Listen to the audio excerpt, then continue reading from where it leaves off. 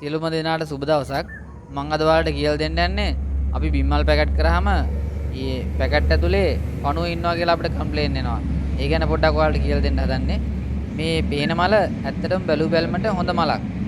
බලන්න පොඩ්ඩක් ඔයාලා හොඳට මේක ඇත්තටම හොඳ මලක්. ඒ වුණත් මේ මල ඇතුලේ පණුව ඉන්නවා. මම මේ පණුව ඉන්නවද බලන්න මේ මල ඉරලා තියෙන්නේ. ඊට පස්සේ මතක් වුණා ඔයාලට ඒ ගැන කියලා දෙන්න ඕනේ කියලා. ඒක නිසා තමයි මම මේ වීඩියෝ එක ඔයාලට ගේන්නේ. මේ හොඳ මල වුණාට මේ මල ඇතුලේ පණුව ඉන්නවා. කොහොමද අපි මේ මල ඇතුලේ පණුව ඉන්නවද නැද්ද කියලා දැනගන්නේ? ඒ කාරණා තමයි මම ඔයාලට කියලා දෙන්න යන්නේ. මේ බලන්න මේ මල බලපුවාම මේ මල ඇතුලේ පණුව ඉන්නවා.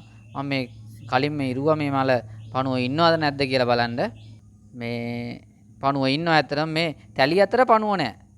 මේ මලේ තැලි අතර බලපුවාම කිසිම පණුවක්වත් පණු බිත්තරයක්වත් මේ මලේ නැහැ. අන්න ඒකයි විශේෂත්වය. මල උඩින් බැලුවත් උඩ පැත්තෙන් බැලුවත් කිසිම පණුවක්වත් කිසිම දෙයක් නැහැ. ඒ වුණාට මේ මල ඇතුලේ පණුව ඉන්නවා. මේ මල ඇතුලේ නටුවේ සහ මලේ මේ අතර පණුව ඉන්නවා ඇතුලේ. මේ මම මල දෙකට පල්ලා තියෙන ඕම් බාන මේ මල ඇතුලෙන් පණුව එනවා. මේවට පේනවත් දන්නේ මේ පණුවෙක් කියනවා. මේ පේන්නේ දුඹුරු පාට වගේ පණුවෙක් කියනවා. එක පණුවෙන්නේ මේ තව ඉන්නවා. මේ මෙහෙම පොඩ්ඩක් ඈත් කරලා බලපුවාම මේ අතර පණුව ඉන්නවා. මේ බලන්න කාලා.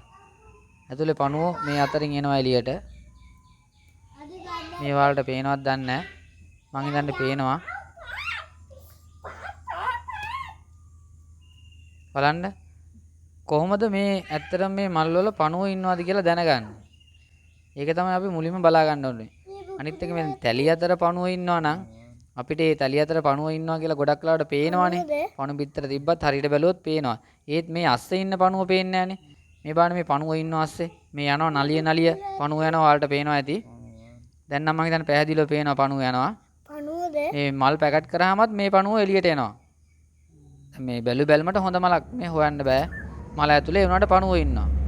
මෙන්න මේ බාණ්ඩේ තමයි ගොඩක් දුරට මල් වල පණුව ඇති කරන්නේ. මේ පේනවනේ පොඩි කුරුමිනියෙක් වගේ යනවා. වීදුරු බට්ටෙක් වගේ. මෙන්න බාණ්ඩේ. ටක් ගාලා ගිල්ලා ගියා. බලන්න මේ පේනවා ඇති වලට මේ ටට්ටක් ගාලා යනවා. හොඳින් බලා ගන්න මේ කුරුමිනියෝ මේ වගාගෘහේ ඉන්නවනම් අනිවාර්යෙන් මුන් අල්ලලා ඈතකට ගිහින් දාන්න. මොකද වගාගෘහෙන් එළියට දැම්මොත් මුන් ආයි වගාගෘහේ ඇතුළට එනවා. ඒ නිසා අල්ලලා වගාගෘහෙන් ඈතකට ගිහින් විසික් කරන්න. ගොඩාක් ඈතට උපරිම ඈතට ගිහිල්ලා විසික් කරලා දාන්න මුන් අනිවාර්යෙන් එනවා. වගාගෘහය හොඳට සීල් කරලා හදන්න මුන්ට එන්න බැරි වෙන්න.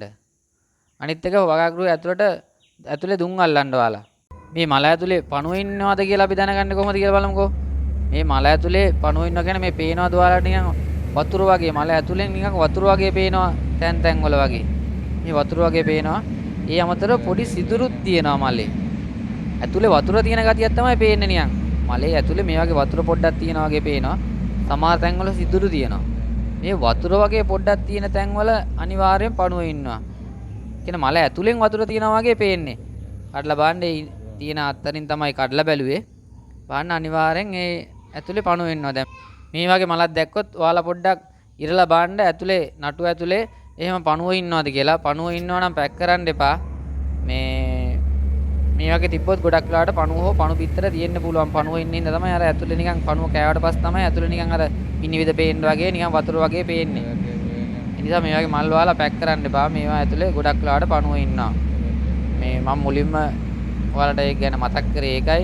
මොකද ඔයාලට ගොඩාක් තියෙන ගැටලුවක් තමයි මල් පැකට් කරාම පැකට් ඇතුලේ පණුව ඉන්නවා කියන එක.